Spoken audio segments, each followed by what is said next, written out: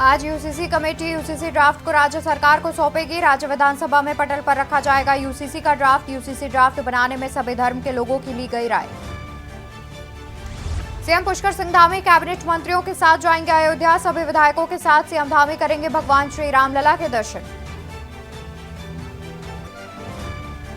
फरवरी के अंतिम हफ्ते में आ सकता है प्रदेश का बजट। गैरसैंण में होगा सत्र। सीएम धामी और वित्त मंत्री प्रेमचंद अग्रवाल हितधारकों के ले चुके हैं सुझाव। उत्तराखंड की झोली में गिरेंगे 4,645 करोड़। फ्लैगशिप योजनाओं से प्रदेश को होगा लाभ। पूंजीगत मद के बजट में बड़ी वृद्धि से भी फायदे के आसार। उत्तराखंड में लगेंगे पर्यटन को पंख। आज पिथौरागढ़ से उड़ेगा विमान। मुनस्यारी चंपावत पहुंचना होगा आसान।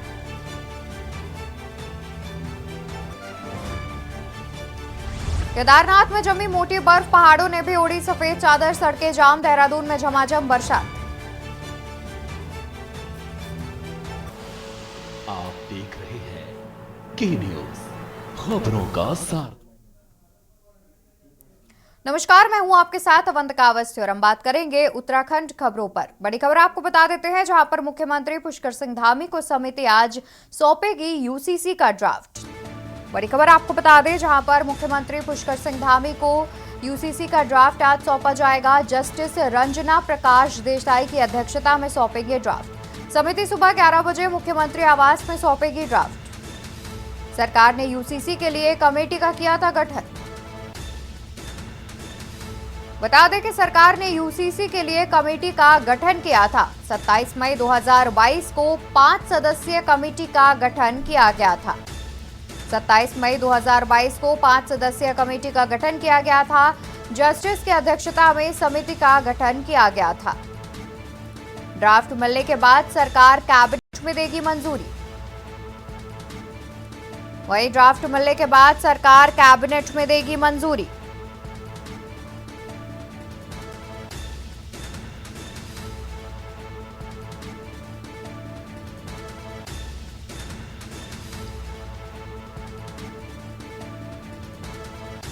प्रदेश में समान नागरिक संहिता लागू करने की है तैयारी। सीएम धामी को समिति आज सौंपेगी यूसीसी का ड्राफ्ट। तो बड़ी खबर हम आपको बता दें, जहां पर आज मुख्यमंत्री पुष्कर सिंह धामी को यूसीसी का ड्राफ्ट सौंपा जाएगा। जस्टिस रंजना प्रकाश देसाई की अध्यक्षता में समिति का गठन किया गया था। समिति सुबह 11 बजे मुख्यमंत्री आवास में सौंपेगी ड्राफ्ट। सरकार ने यूसीसी के लिए कमेटी का किया था गठन।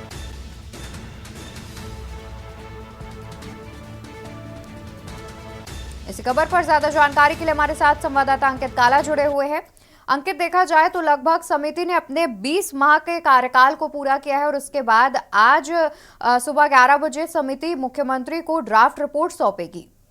बिल्कुल अवंतिका, आपने सही कर दी कि सरकार ने साल 2022 में जस्टिस रंजना देसाई की अध्यक्षता में एक कमेटी का गठन किया था, जिसने कि यूसीसी का ड्राफ्ट तैयार किया है।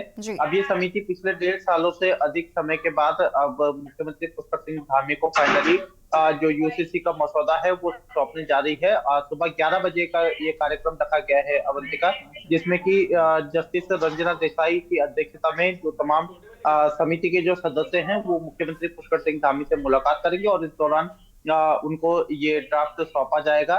इसके बाद फिर सरकार ने कल एक कैबिनेट की बैठक बुलाई है। इस कैबिनेट की बैठक में ये मसौदा कैबिनेट के समक्ष आएगा, जो इस समिति की तरफ से तैयार किया गया है। इसके बाद फिर 5 फरवरी से उत्तराखंड विधानसभा का विशेष सत्र बुलाया गया है।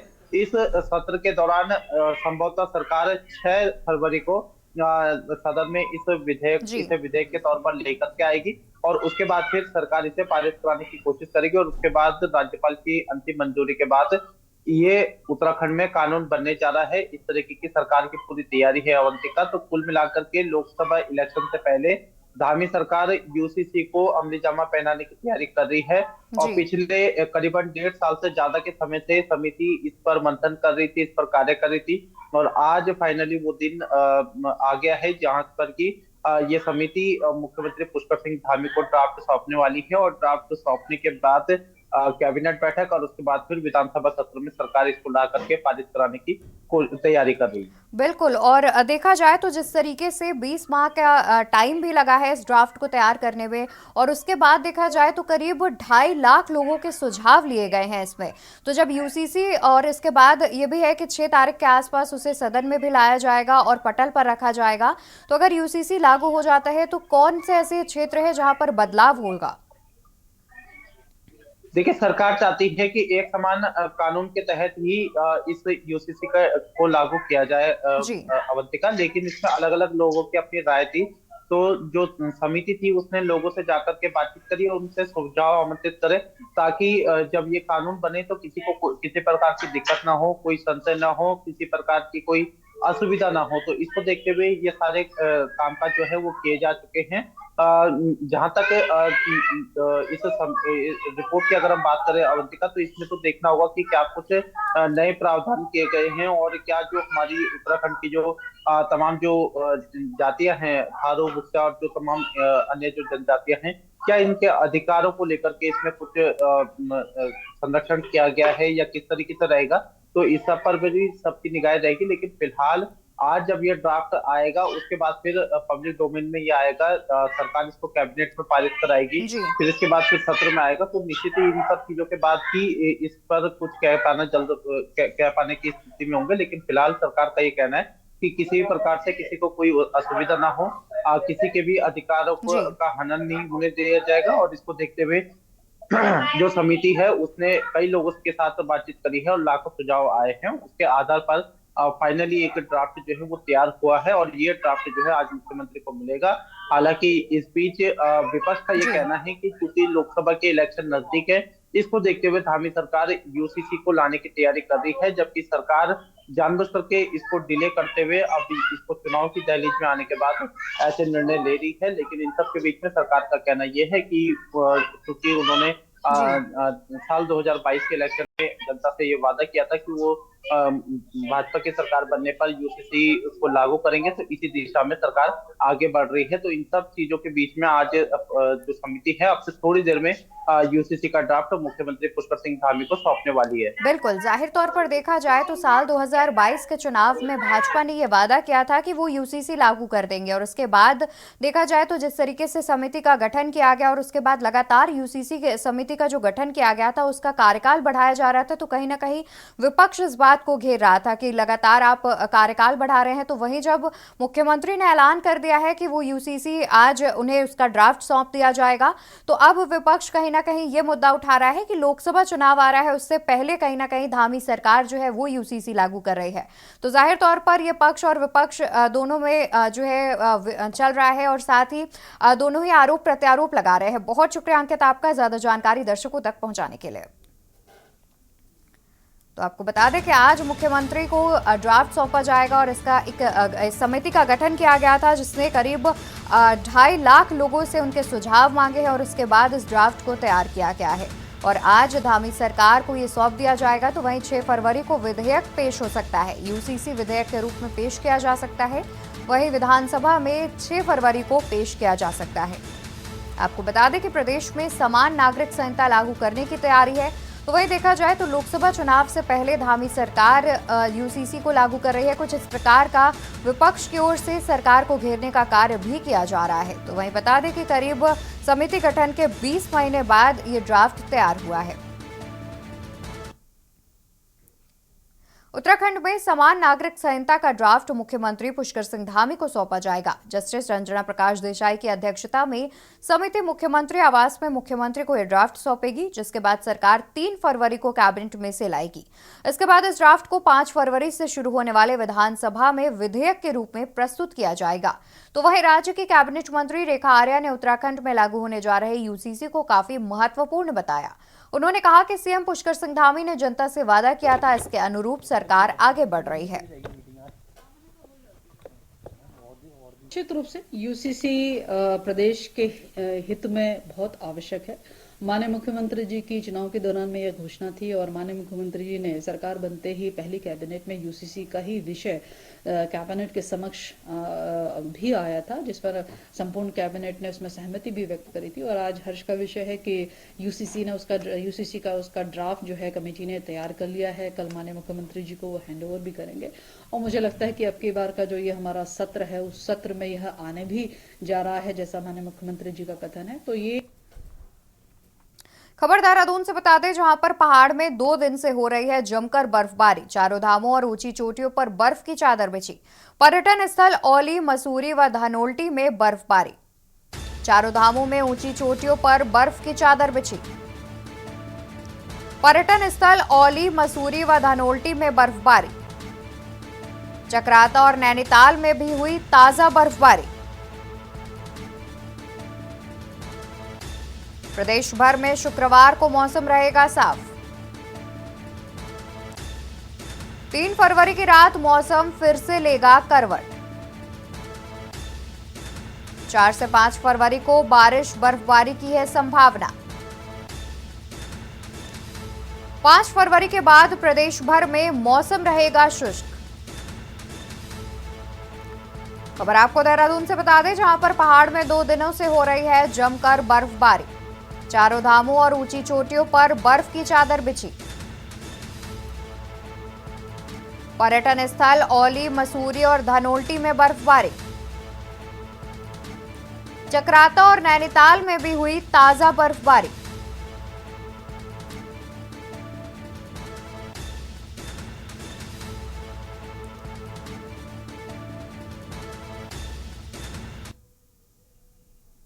उत्तराखंड के खबरों में आगे बढ़ने से पहले आपको उत्तर प्रदेश ले चलते हैं, जहां पर विधानसभा सत्र की शुरुआत से पहले मुख्यमंत्री योगी आदित्यनाथ क्या कुछ कह रहे हैं, आपको सुनाते हैं।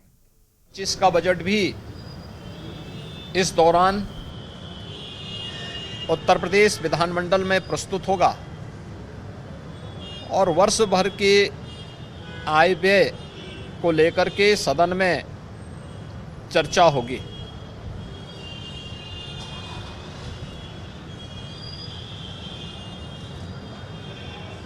सत्र प्रारंभ होने के पहले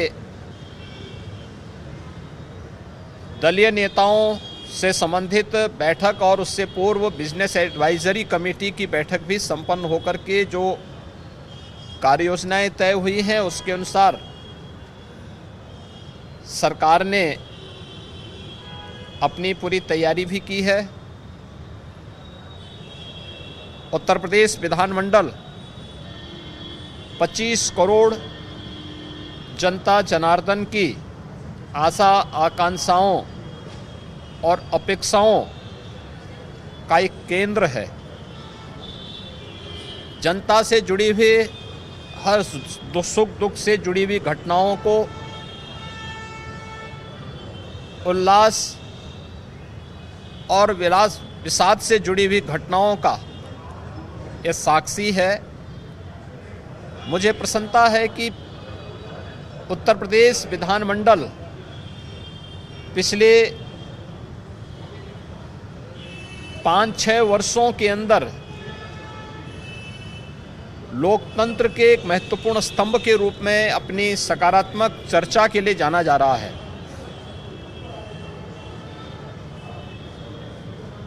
सकारात्मक मुद्दों पर, विकास से जुड़े हुए मुद्दों पर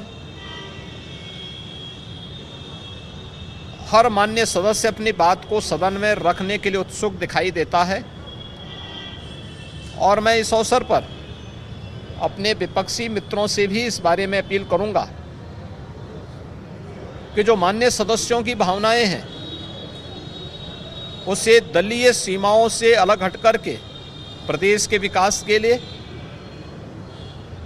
विधान सभा या विधान परिषद को हमें एक सकारात्मक चर्चा का केंद्र बनाने की आवश्यकता है और उस दिशा से यह सत्र हमारे लिए बहुत महत्वपूर्ण सत्र होगा।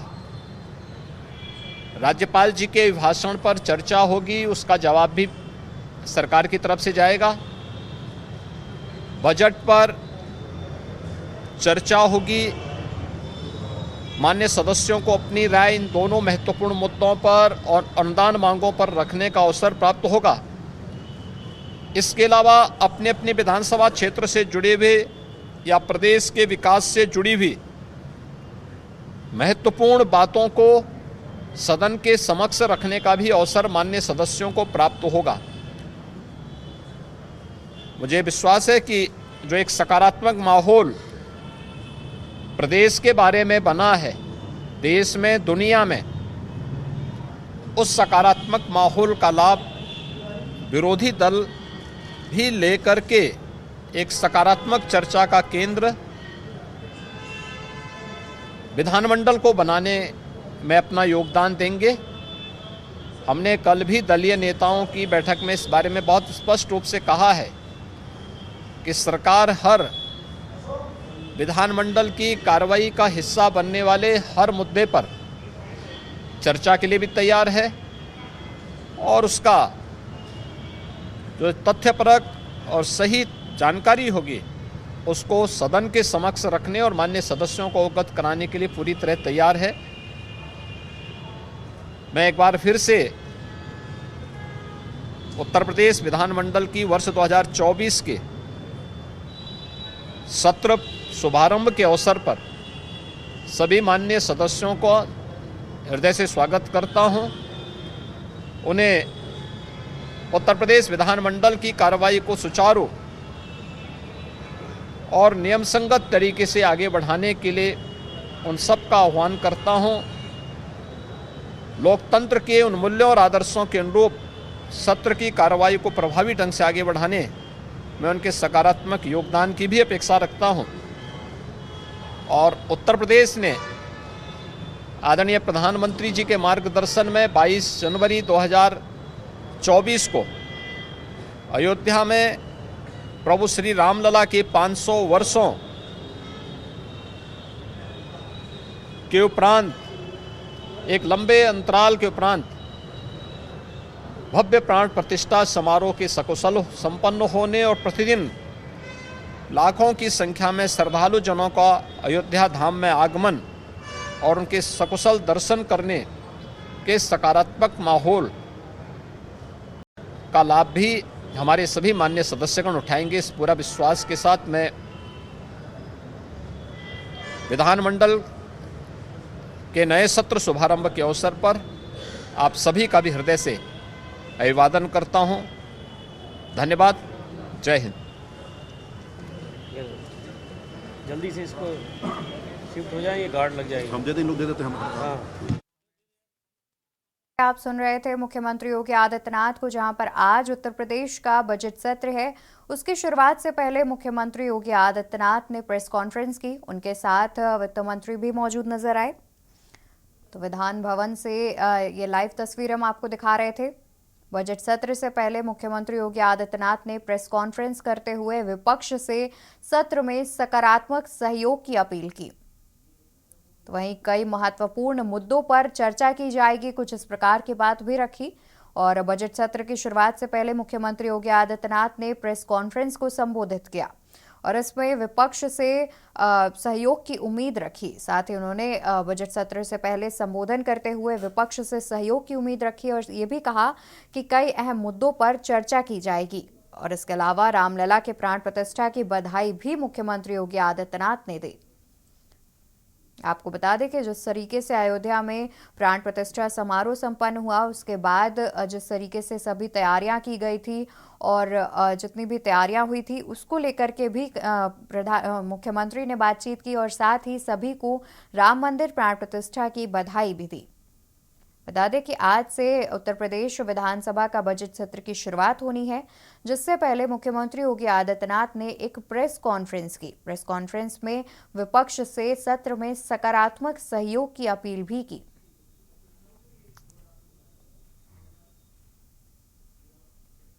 तो वहीं राजधानी लखनऊ से एक और खबर सामने आ रही है, जहां पर बजट सत्र के पहले सपा का विरोध प्रदर्शन। यूपी विधानमंडल बजट सत्र से पहले सपा का विरोध। विधान भवन मुख्य गेट पर सपा विधायकों का विरोध प्रदर्शन।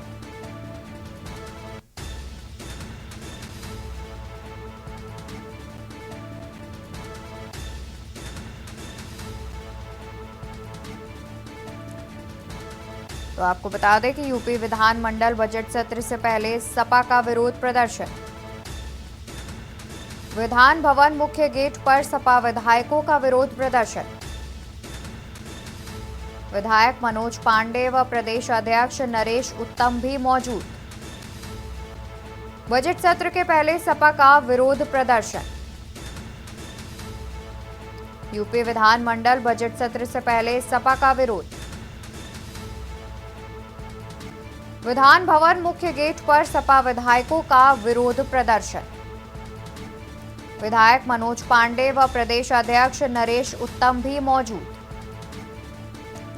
बजट सत्र के पहले सपा का विरोध प्रदर्शन।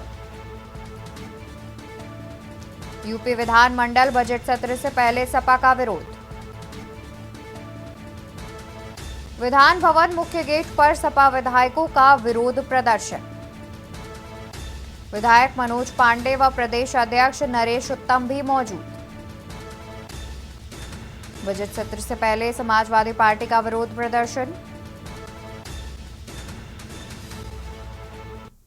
विरोधी ये सरकार नहीं चलेगी, नहीं चलेगी। जाति जनगणना विरोधी ये सरकार नहीं चलेगी, नहीं चलेगी।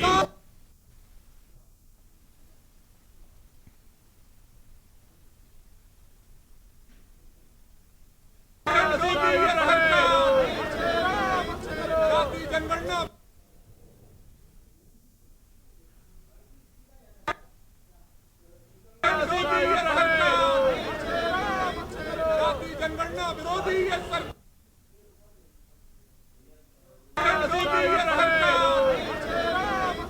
जाति जनगणना विरोधी ये सरकार नहीं चलेगी, नहीं चलेगी। जाति जनगणना विरोधी ये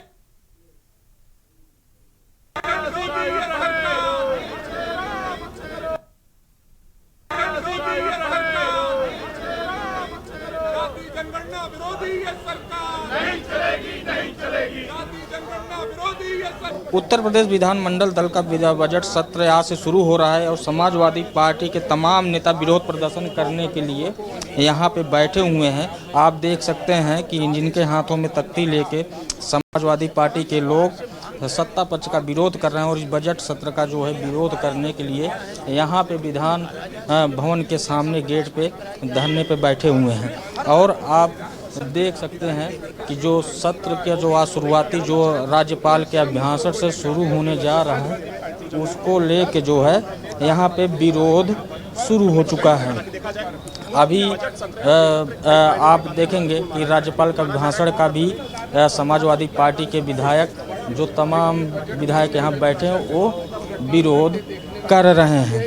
और जो विपक्ष का जो घेरने का जो काम होता है, जो सत्ता पक्ष का विरोध का काम होता है, वो इस विधान भवन के मुख्य द्वार पे बैठकर विरोध प्रदर्शन कर रहे हैं। देखिए, हम विरोध कर रहे हैं इस बात का कि किसानों के साथ अन्याय हो रहा है। हम विरोध इसलिए कर रहे हैं कि नौजवानों के हाथ में रोजगार नहीं है। हम विरोध इसलिए कर रहे हैं कि आज बिजली के बिल के देने के नाम पर गरीब, कमजोर, वंचितों का शोषण हो रहा है। हम विरोध इसलिए कर रहे हैं कि आज मजदूरों के पेट में रोटी नहीं है। हम विरोध इसलिए कर रहे हैं कि आज गरीबों को थाने और तहसील में न्याय नहीं मिल रहा। इन मुद्दों को लेकर के हम विरोध कर रहे हैं। अगर बात की जाए जो राज्यपाल के अभिभाषण से कार्यक्रम शुरू, क्या राज्यपाल के अभिभाषण में भी आपका विरोध प्रदर्शन है? देखिए, समाजवादी पार्टी किसी झूठ को बर्दाश्त नहीं करेगी, झूठ को सुनेगी नहीं। तो ये हमारे साथ जो है समाजवादी पार्टी के विधायक मनोज पांडे हैं जिन्होंने विरोध प्रदर्शन शुरू किया है। तमाम विधायकों को लेकर यहाँ पे धरने पे बैठ गए हैं। वीडियो जर्नलिस्ट आदित्य के साथ कौशलेंद्र उपाध्याय, के न्यूज, लखनऊ। खबरों में मेरे साथ फिलहाल के लिए बस इतना ही। आप देखते रहिए के न्यूज इंडिया। नमस्कार। आप देख रहे हैं के न्यूज, खबरों का सारथी।